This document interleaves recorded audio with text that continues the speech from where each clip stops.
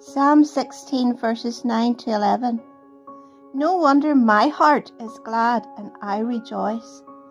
My body rests in safety. That's David talking about his heart rejoicing.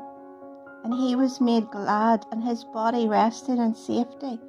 And he goes on to say, for you will not leave my soul among the dead or allow your Holy One to rot in the grave. That's Jesus he's talking about. And he says in verse 11, you will show me the way of life, granting me the joy of your presence and the pleasures of living with you forever. The amazing thing about this piece of scripture is that David was rejoicing because of what Jesus was going to do. And now we know that Jesus did do that and God did raise him from the dead. So quite simply we can say, because Jesus lives, we can live also.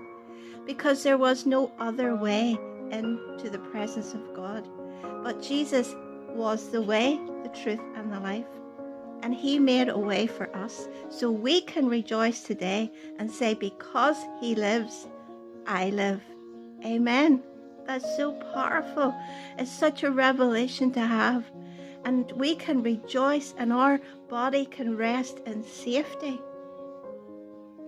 Rejoice, rejoice, rejoice, for Jesus Christ is alive. That's what our true Christianity is, found the very foundation. If Jesus did not rise from the dead, we wouldn't have a good gospel, good news, but we have. Jesus Christ is alive. So no matter what you may be going through today, lift up your eyes and say, because he lives, I can face tomorrow. Because he lives, all fear is gone.